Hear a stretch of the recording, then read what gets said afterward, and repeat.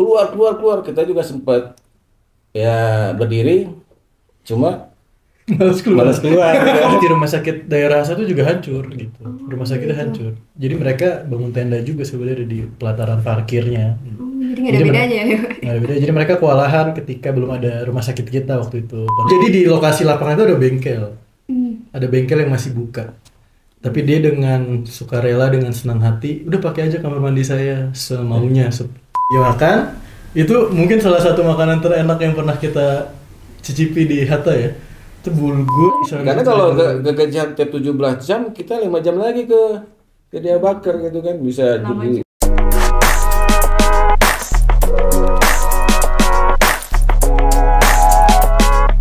Baik, tadi kita juga membahas tentang sebelumnya tentang rumah sakit lapangan ya Pak, yang posko itu gimana sih Pak? Boleh diceritain nggak proses pendirian establishment posko itu dari infrastrukturnya berapa lama, tenda-tenda itu terbentuk seperti itu, tantangannya seperti apa, keluh kesahnya seperti apa gitu Pak? Kita penasaran nih Pak, kayak gimana ceritanya? Banyak sih keluh kesahnya pada saat pembangunan IMT itu, terutama masalahnya.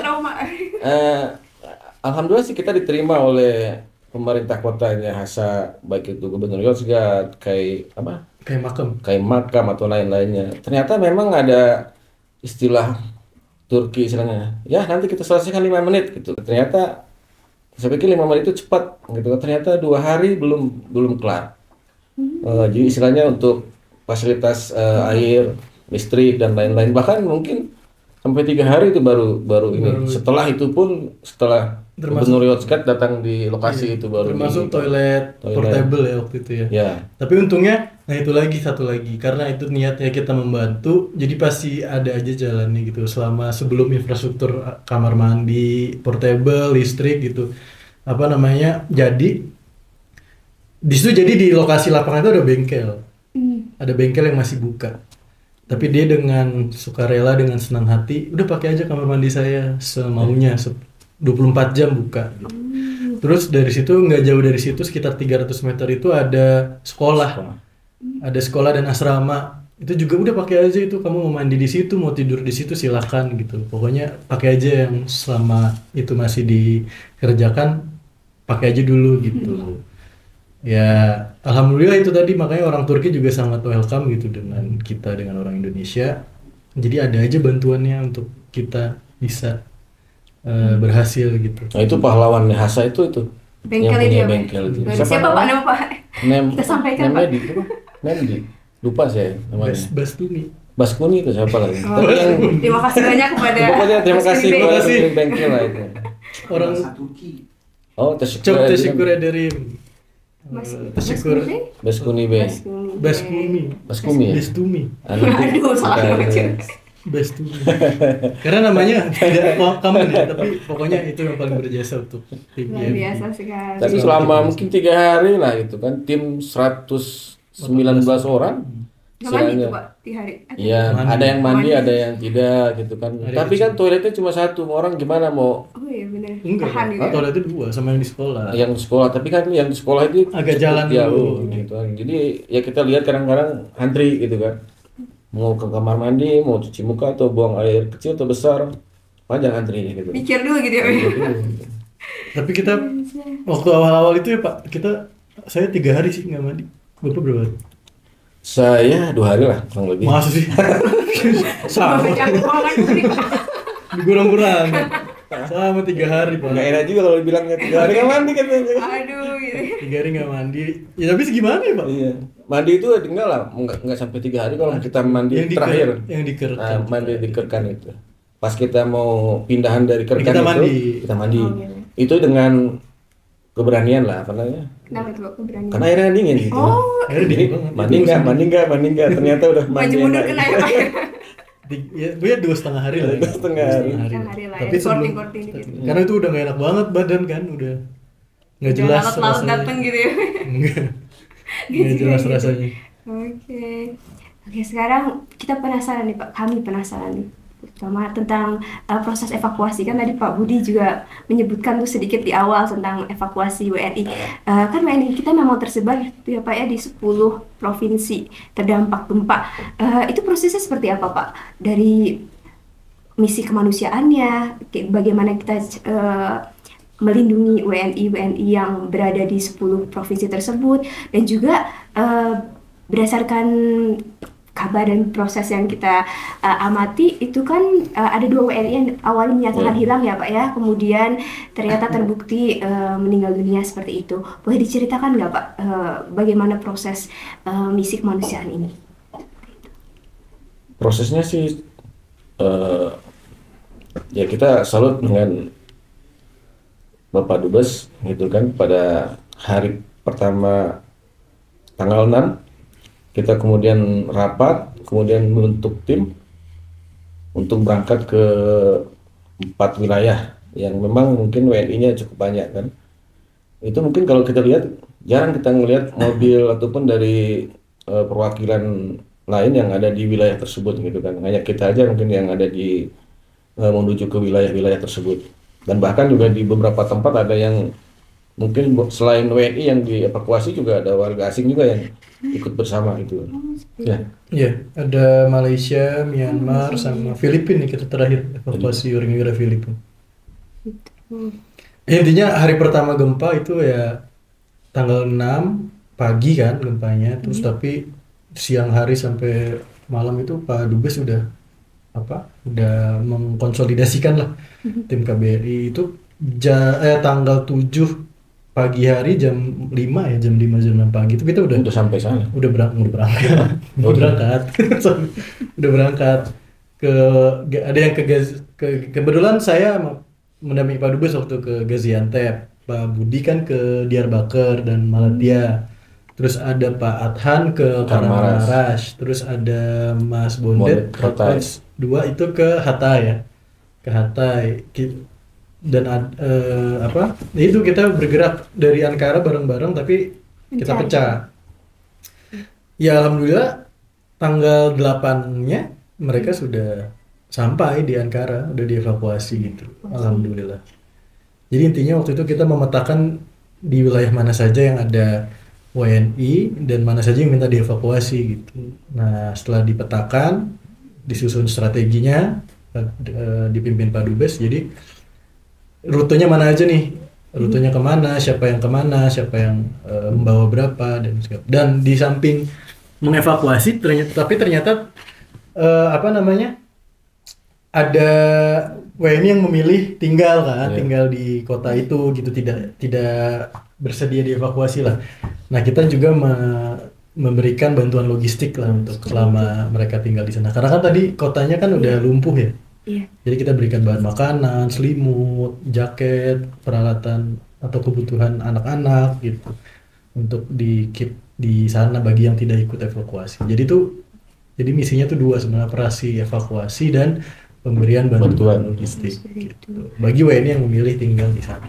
Berarti tanggal 7 itu sudah membawa logistiknya ya Pak? Ya? Sudah kita sudah diberikan logistik. Itu. Berarti itu gimana Pak pas penyaluran logistiknya? Pasti susah banget kan karena seluler juga mati gitu ya Pak ya. Itu Bapak penyalurannya apakah emang ada titik tertentu kayak ini WNI harus kumpul di sini nih gitu, atau Bapak benar-benar itu misi pencarian yang kayak aduh gimana nih gitu enggak sih. Enggak, kita juga dibantu teman-teman yang ada di sini kan, yang di sini selalu terus komunikasi dengan mereka gitu kan. Jadi kita dapat berita atau kabar dari sini juga, dari tim yang di kantor gitu. Ini WNI di sini. Jadi kita tinggal nyamperin. Gitu. Cuma yang biasanya kita menempuh ke Gaziantep itu 6 jam 7 jam. Saya 17 jam lah, 16 jam. Sekarang jadi berapa kali lipatnya gitu kan. Itu macet atau emang ditutup jalannya atau emang jalannya hancur atau seperti apa? Satu memang ada jalan tol yang jembatannya jatuh gitu kan. Jadi akhirnya kita jalan alternatif lain, kembali ke jalan biasa. Ternyata jalan biasa itu karena memang semua mungkin yang orang yang dari kota mau keluar mau ke kota lain cari tempat yang aman, kemudian kita yang ada yang bantuan juga masuk ke sana, alat berat dan semua, akhirnya di jalanan itu full Dan saat itu polisi juga masih sangat jarang lah gitu kan. Ada tapi tidak bisa mungkin dengan kondisi saat itu lagi mungkin dia Chaos. keluarganya juga ada yang jadi korban, kemudian dan lain-lain. Akhirnya mungkin nggak sebagian aja yang ada di lapangan. Akhirnya kita hanya pengemudi dengan pengemudi aja sama-sama ini apa namanya toleransi lah gitu kan. Mana duluan mana yang mau ini gitu kan, tinggal bagi-bagi aja. Kalau kita nekat masuk ke jalan-jalan yang termasuk yang rombongannya Pak Dubes kayaknya termasuk yang nekat tuh yang turun Iya. ke bawah itu ke jalan yang kalau kita lihat sih jurang lah gitu kan. Seperti itu. Kalau kita karena dengan Karena drivernya yang kurang nekat, santun, kurang kurang nekat. nekat dia jadi ngikutin jalan yang macet aja. Tapi kita nyampe duluan. Tapi kan drivernya santuy katanya gitu. Yang penting selamat gitu. Nanti selamat. Tapi akhirnya juga setelah karena mungkin lama nunggu kan mungkin ada 4 jam lah nunggu di daerah Nurda itu macet gitu kan. Akhirnya kita komporin juga kan Pak Nur, kita udah lama nih, kita masih jauh nih ke Diyarbakir. Nah, akhirnya ngikutin apa namanya jejaknya yang di depan. Menerobos Juga jalan. yang menerobos jalan. Karena kalau ke Gaziantep 17 jam, kita 5 jam lagi ke Diyarbakir gitu kan, bisa Lama jadi juga ya. lama juga. Tapi itu menarik sih. Menarik, ya. Menarik. Maksudnya ya pengalaman menarik lah untuk dijalani. Itu untuk logistiknya berulang kali Pak, mobilisasi dari Ankara ke daerah-daerah terdampak gempa atau hanya sekali? Berkali-kali itu, Berkali-kali. berkali-kali. Jadi yang evakuasi sekalian bawa logistik terus kita pulang kan ke Ankara. Nah, tim Terus aja. kan kita suruh berangkat lagi tuh ke Hatay. Itu kita bawa logistik lagi gitu. Dan ada tim terakhir, Ya, sweepernya, Pak Adak itu. Pak Arda. Oh seperti itu. Itu pas yang kedua itu pas Bapak ditugasin ke Hatay udah langsung stay di Hatay ya Pak ya? Iya. Setelah itu. Pernah kepikiran nggak Pak bakal stay lebih dari 20 hari? Enggak. Paling cuma sehari 2 hari gitu ya Pak? Enggak sehari 2 hari ya. Seminggu lah maksimal. Seminggu lah ya. Lalu 5 hari lah. Cuma ternyata nggak pulang-pulang gitu. Terus ya minta kirim baju terus. Iya, pastinya. Jadi ya waktu itu kita cuma nggak ada mana mau nyuci baju di mana juga nggak ada gitu kan. Terus adalah baju yang dipakai berkali-kali. Ada kan? Jadi Kayak mandi aja sekali. kalau mandi ya. Oh. Cuma kalau baju mungkin baju luaran gitu kan. Nah, itu yang nggak ganti-ganti. Coba baju dalam ganti lah. Tapi kan ada beberapa kloter ya tim yang datang kita nitip baju gitu. Itu. Kalau untuk yang pencarian WNI yang awalnya hilang kemudian Oh, yang di hilang, Diyarbakir. Iya, itu seperti apa Tadi Pak? mungkin yang bisa. Bisa di- Itu sebetulnya ada tim lain sih yang khusus untuk ke tim yang 2 orang WNI yang hilang itu. Kebetulan ada direktur PWNI juga yang turun langsung ya ke Diyarbakir. Kita hanya memfasilitasi ini saja, apa namanya, dari tim Basarnas yang akan berangkat ke sana sebagai pencari korban. Kemudian teman-teman juga dari Polri juga siap berangkat dari tim DPI. Hanya itu saja mungkin dari apa namanya, prosesnya selama di pencariannya ada di Diyarbakir kita nggak ikut karena kebetulan kita ininya ada di Hatay. Jadi mungkin Mas Bonet yang secara ini detailnya yang tahu itu bagaimana. Iya. Tapi memang sebelumnya dari timnya yang Diyarbakir menyampaikan bahwa paling telat mungkin Jumat akan kita kasih kabar. Alhamdulillah hari Kamisnya kita nyampe ke sana. Yang tim itu saya kan dapat kebetulan dari grupnya tim Inasar nyampe ke sana. Kemudian dari rumah sakit sudah ada satu teridentifikasi WNI yang atas nama Irma kalau nggak salah itu. Nah mereka langsung ke tempat itu. Kemudian juga sempat juga dari tim ininya ikut pencarian karena tapi memang kondisinya apa namanya apartemen apa lupa saya itu galeri ya itu hancur istilahnya Ambus gitu ya Pak ya? Benar-benar. ya maksudnya bangunannya hancur ke bawah gitu kan. Jadi memang nggak bisa tembus dalam waktu seminggu kurang lebih itu baru bisa itu pun dengan cara bukan dari atas ininya nyarinya tapi membuat lubang lagi dari mana dari bawah gitu kan. Karena kebetulan yang ada sekitar 89 mungkin yang meninggal di situ semuanya rata-rata di bawah. Hampir semuanya emang nggak selamat gitu ya Pak ya? Yang mungkin. Ya banyak yang 89 orang di satu apartemen. Karena apartemen yang sebelah-sebelahnya masih relatif masih utuh. Masih Gitu. utuh gitu ya. Jadi Diyarbakir ya. Dia bakal. Seperti itu. Kalau untuk logistik juga kita ganti topik atau masih ada yang mau ditambahkan, Pak? Enggak kayaknya. Hah? Udah semua Pak ceritanya. Itu aja mungkin udah. Oke. Kalau untuk logistik, Pak, ada prioritas-prioritas Boleh sambil diminum, tertentu? Pak? Boleh, silahkan Pak, silahkan Pak, silahkan Pak. Ya. Break tuh. Oh tadi ada sih sebenarnya tambahan yang apa? 20 hari kan? Iya, iya. Sebenarnya kita pernah sempat ditawarin pulang sama Pak Dubes waktu itu. Di hari keberapa ya? Hari ke-10 kalau nggak salah. Minggu kedua lah. Minggu kedua. Kalian mau break dulu nggak gitu? Biar hidupnya normal lagi. Kata Pak Dubes. Tapi nanti balik lagi ke sini gitu kan. Sama aja gitu. Oh, terus saya bilang, Pak gimana? Ya kalau balik lagi mah udah terusin aja gitu. Nggak usah pulang dulu. Ya udah terus bablas sampai hampir 20 hari di sana. Kebetulan memang yang di Haso kan belum Belum belum established clear, banget. belum ini. Seperti itu. Sebelumnya Pak, sebelum ditugaskan untuk penanganan gempa ini, pernah nggak Pak sebelumnya Bapak punya pengalaman kemanusiaan lain atau ini pertama kali gitu benar-benar jadi pengalaman hidup pertama kali yang sangat berkesan? Mungkin kalau di luar negeri baru pertama kali ini. Ya, kalau Saya pernah evakuasi WNI dari Wuhan waktu itu. Oh, seperti itu. Dari Wuhan Di waktu Cina COVID. ya, Pak? Waktu Berarti COVID. Enggak, saya masih di Jakarta Oh, di sorry. Kemlu pusat. Itu kan COVID. Pusatnya kan di Wuhan waktu itu sumbernya. Terus ditugasin, tapi katanya di Filipina udah. itu bukan saya. Oh, bukan ya. Yang lain Pak, ternyata. Di Wuhan suruh jemput WNI kita yang ada di Wuhan gitu Oh, karena gitu. takut. Karena mereka di pusat wabah gitu kan. Akhirnya ya udah terjun ke Wuhan, bawa pulang mereka ke Indonesia gitu. Ada bedanya nggak Pak? Pasti beda sih, tapi Beda. Kalau di sana kan waktu Wuhan itu lawannya virus ya nggak kelihatan. Jadi kalau kena ya udah gitu kan.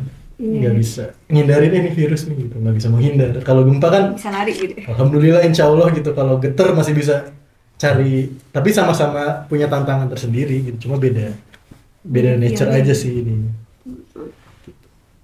Itu berarti pengalaman Bapak bisa diimplementasikan ke pas gempa atau sangat berbeda 180 derajat gitu? Ada beberapa yang bisa gitu, karena apa namanya mobilisasi WNI terus titik kumpul gitu kan sama ya sebenarnya. Kalau orang yang mengevakuasi pasti kita menetapkan titik kumpulnya di sini untuk dijemput. Kemarin kan juga gitu implementasinya gitu. Cuma yang memang tadi beda nature aja, satu karena evakuasi karena bencana alam, satu evakuasi karena virus gitu, virus COVID gitu. Tapi ada satu yang paling penting, Apa itu Pak? Kita penasaran Pak. identitas. Identitas Ya termasuk kita yang timnya dari KBRI gitu kan. Ya untung ada idenya mungkin Pak Dubes ya, mobil pakai Stiker. merah putih. Kemudian juga kita lihat di bandara itu ada yang pakai baju jaket rompi, ada tulisan negara apa? Negara Singapura. Jangan dibilangin aja jangan Singapura. Ya negara itu Negara lah. Islam. Negara itu lah. Ya akhirnya muncul ide. Iya, terus kita telepon KBRI bikin, gitu kan. bikin apa tuh? Bikin jaket, Biar sudah identitas. identitas. Ternyata emang penting. Jadi kita mau koordinasi mau kemana-mana dengan identitas itu orang sudah Oh ini nggak tim ngerti. bantuan Oh, Indonesia nih. internasional gitu ya, Pak. Jadi Jadi dipermudah lah, kita melewat jalan mana gitu, oh tim bantuan ini lewat. Banyak positifnya. Kadang-kadang positif yang lain di warung, ya di Indonesia udah nggak usah dibayar katanya. gratis gitu ya. Tapi kita nggak pernah ya. Tapi yang tim lain ada gitu kan. Tapi kita nggak pernah. Kurang gede kan Pak logonya Pak. Tapi disapa gitu Kalau kan. disapa, Oh, Indonesia, Indonesia. saudara terima kasih. Terus oh kayaknya gratis nih Pak. Iya. Katanya pas Langsung kita bayar. hesap, oh bayar. Tapi sih murah kan, mungkin Murah. Mungkin di ya. diskon. Iya. 10% lah gitu. Di diskon. Oke. Ya itu memang Tapi baik-baik ya sih. kita salah satunya mungkin itu yang jadi ini juga kita kalau mungkin di negara kita sendiri sih nggak salah ya. Ya kalau misalnya di luar ya betul identitas kita yang penting harus kita ini kan, bukan istilahnya kita apa namanya pamer atau apa ya, ria gitu kan dengan Indonesia atau apa, tapi itu penting. Penting. Terus itu yang selalu disampaikan kan, maksudnya Turki itu jadi tahu bahwa saudaranya tuh datang gitu loh. Betul-betul. Saudaranya sendiri yang hadir ketika mereka kesusahan, yaitu Indonesia gitu. Jadi identitas tuh lebih ke situ sih, bukan untuk oh nih kita dari Indonesia nih gitu. Enggak. Maksudnya biar orang Turki juga tahu bahwa kita ada juga buat mereka selama mereka susah gitu. Lagi dalam masa sulit. Dan kita juga dianggapnya memang resmi gitu kan, bukan dari apa namanya, dari organisasi lain yang tanpa ini ya. Jadi memang betul-betul jadi ketemu dengan pemerintahan atau instansi setempat, kita diterima dengan baik lah. Luar biasa sekali. Wow, saya cukup mendapatkan insightful dari perbincangan ini. Cukup panjang, Pak, tapi kita sepertinya butuh ditutup. Tapi sebelum ditutup, ada dua hal yang saya ingin tanyakan. Yang pertama, pengalaman yang Bapak-bapak nggak pernah terlupakan sepanjang hidup. Wah, itu. Yang kedua, pembelajaran apa sih, Pak, yang didapat dari misi kemanusiaan ini? Terlibat dalam misi kemanusiaan ini? Apa yang nggak bisa dilupakan? Banyak ya, Pak. Nggak mandi 2 hari. Ya, nggak mandi. Yang jelas yang dilupakan itu kita ingat dengan gempa Hatay gitu kan. Pastilah apa namanya akan terjadi suatu ikatan emosional inilah. Ya, Ya. jadi kangen Hatay lah. Kangen Hatay lah gitu ya. Karena ya apa ya, maksudnya pasti nggak bisa terlupakan semua proses yang dijalani di situ kan, itu ya mungkin nggak mudah ya prosesnya gitu, dan tidak normal gitu kan keadaannya, pasti membekas lah. Kayak kita tadi misalkan nggak mandi, terus susah makan, terus pernah mandi gitu tapi di musim dingin dan pakai air dingin gitu kan. Biasa. Jadi ya banyak lah maksudnya kendala atau tantangannya banyak, tapi Ada makanan nggak sempat makan. ada makanan nggak sempat makan, ujung-ujungnya pop mie lagi. Pop mie Tapi lagi. intinya yang maknanya yang bisa diambil dari operasi kita di Hatta itu adalah selama kita niatnya tulus dan datang dengan hati mau membantu gitu saudara-saudara kita, pasti mereka juga akan membantu kita gitu, untuk mempermudah prosesnya. Kayak tadi kan kita susah makan, setiap ketemu ditawarin makan, diajak makan. Kita susah tempat tinggal, ada aja yang mau nyediain tempat tinggal gitu. Jadi ya gitu sih, orang Turki itu memang saudara kita gitu, yang mereka juga menganggap kita saudara dengan memberikan bantuan di saat mereka pun sebenarnya sedang susah gitu. Tapi karena mereka tahu kita datang tulus membantu, ya mereka juga dengan senang hati membantu. Jadi saling membantu. Jadi itu Sampai-sampai mereka yang tinggal di tenda itu masih sempat nawarin kita mau ngasih minum, ngasih istilahnya mungkin juga makanan-makanan. oh iya, itu dapur umum kita di Hasa tuh dikirimin berapa kali tuh makanan, masakan orang sekitar. Karena dapur umum ya, Pak, ya, yang boleh masak gitu. Mereka nyumbang baklava, nyumbang apa tuh Pak? Baklava. Apa tuh yang makanan dari daun yang dibungkus itu, Pak? Sama ya, Pak. Sarma, iya. gitu. Jadi ya itu Solidaritasnya tinggi lah. Ya itu karena kita mungkin dekat. Ya Bang, walaupun jauh jarak. Iya. dekat di hati. Apa tuh bahasa Turkinya? Itu ada stiker mobil tuh. Mesafemiz uzak, kalbimiz yakın. Nah, itu. Oh itu artinya ya? Itu artinya. Selama ini cuma ngeliat stikernya doang ya, Pak. Jadi terima kasih ya kepada semua pihak yang sudah mendukung tim kemanusiaan Indonesia, baik dari pihak Turki, khususnya dari pihak Turki ya. Beberapa kali kita dibantu oleh pengusaha lokal gitu kan, oleh orang setempat, bahkan yang punya bengkel yang entah kita baru kenal tuh di situ gitu. Iya. Itu kita tahu ada bengkel itu juga baru itu gitu, dan mereka tahu ada kita juga baru hari itu gitu. Tapi dengan lapang dada mereka, udah kamu butuh apa, kita bantu sebisa mungkin. Wah itu keren banget sih. Terima kasih. Mantap. Kalau Pak Budi, Pak, ada yang mau disampaikan, Pak, tentang pengalaman yang tidak terlupakan? Yang paling, Pak. Karena banyak ya, Pak, ya tadi.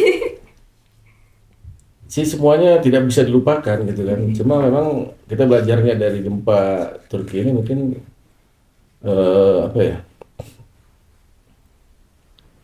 Istilahnya masyarakat yang di korban pun mereka masih istilahnya sudah korban, tapi mereka masih memberikan sesuatu kepada orang yang datang istilahnya dalam baik itu mungkin yang tim penolong atau tim yang lain.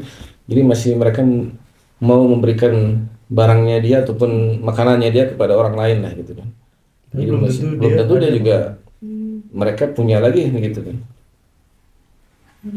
Jadi masih apa namanya, masih sangat baik lah gitu kan. Kalau mungkin yang lain kan ada orang datang kayak gitu, ada yang mikir, "Ah, kalau aku kasih nanti gimana kita mau makan lagi kayak gitu." Tapi memang kalau kita bandingkan dengan bencana-bencana yang di kita di Indonesia gitu kan, salah satunya mungkin yang tim apa ya, tim krisis atau tim bencana yang penanggulangan bencana yang di Turki ini, kita dari sini khawatir dengan salah satu air putih, air bersih, gitu kan, air minum, gitu kan.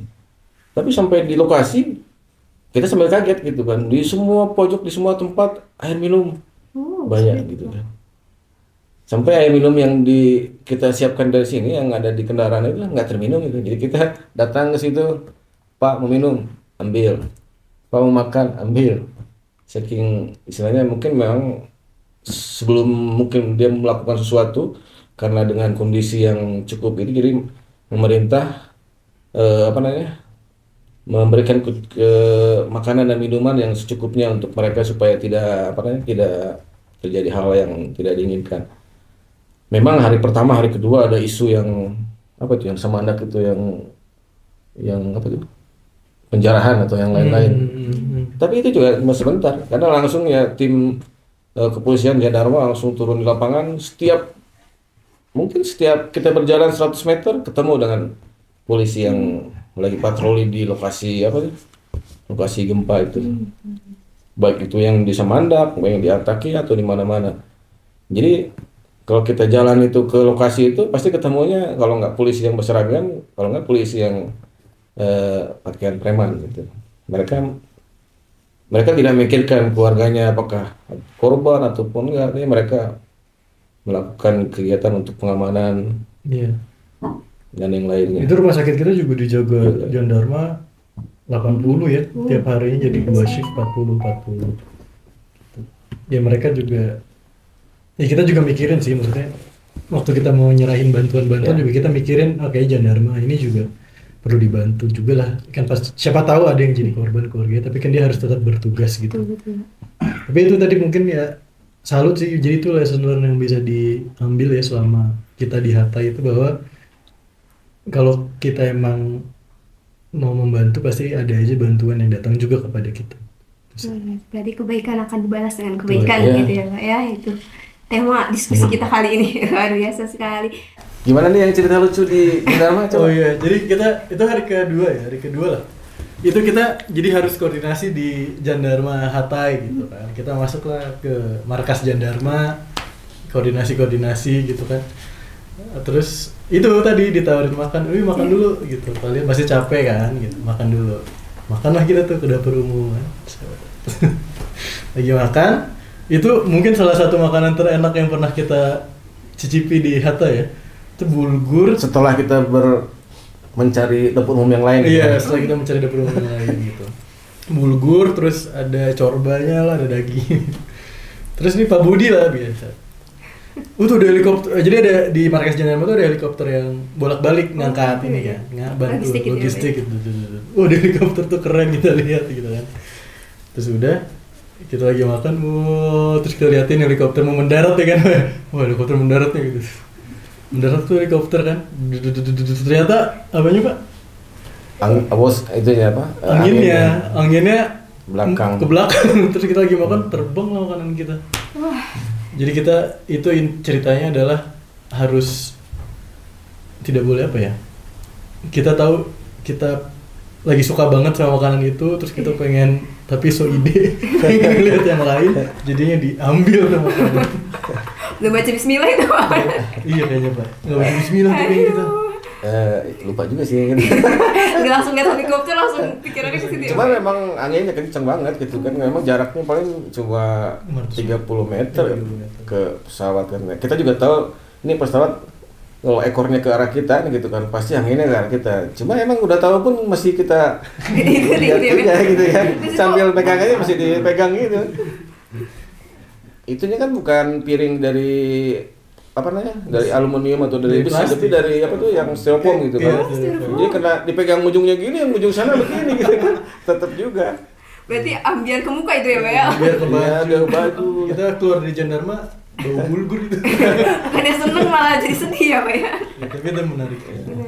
Tapi untuk punya saya udah mau habis tuh, Pak. Ya punya Bapak saya kayak juga masih udah mau habis, cuma Janitra yang cuma David itu, Iya. Poster David yang belum habis. Malah yang Poster Davidnya karena saking dia mau ngambil video gitu kan, ditaruhnya di kap mobil itu.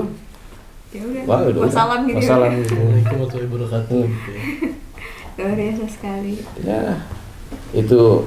Tapi itu betul apa namanya bulgur yang paling enak itu. Iya, itu bulgur yang paling enak. Jadi selama 2 hari itu kita memang muter. Pas jam makan kita cari dapur umum yang kira-kira bisa kita makan, entah di rumah sakit, entah di tempat pengungsian yang lain gitu kan. Survei dulu ya Pak ya? Ya ini aja apa namanya kan kita juga mungkin anggaplah jadi pengungsi 2 hari lah gitu. Tanpa pasokan makanan. Jadi kemarin ditanya dari mana, dari Indonesia. Ya makan. Silakan. Gitu. Nanti aja lah koordinasinya kita Makan dulu. Udah, sikat. Tapi makanan Turki cukup kuat sih, istilahnya dengan kita makan Turki 2 hari itu, alhamdulillah nggak ketemu dengan apa namanya toilet umum dan lain-lain gitu kan. Maksudnya nggak dicernanya gitu? Maksudnya nggak Jadi dicerna? awet di perut Awet di perut gitu kan. Oh, lama Iya, gitu ya, Pak, kan, loadingnya. lama ininya. Dan gitu. itu PR sih kalau PR kita juga. kebelet itu PR. Susah carinya di mana Cari gitu di kan. mana? Ditahan gitu ya Pak. Toilet di pom bensin juga rusak gitu kan. Ya Makan jadi bingung gitu ya Pak ya kalau pengeluarannya makan gimana? banyak bingung ngeluarinnya gimana tapi nggak makan lapar. Aduh. Ya udah. Ya itu kayak itu mungkin. Kenapa? Ya itu Usus kita juga bekerja sama. Oh, ntar dulu dah. menyesuaikan. Sesuaikan beradaptasi gitu. Ntar dulu dah. Kasihan nih kalau gue sakit sekarang. Luar biasa sekali. Terima kasih Pak Budi, terima kasih Pak Ondi, Sama-sama. terima kasih kepada Sobat KBRI Ankara yang sudah menonton. Luar biasa sekali diskusi kita kali ini, sangat inspiratif, sangat motivatif dan sangat membuat kita untuk berbagi, semakin berkontribusi untuk negara dan untuk negara lain kayak gitu. Sampai jumpa di acara dan di KBRI Talk lainnya. Terima kasih.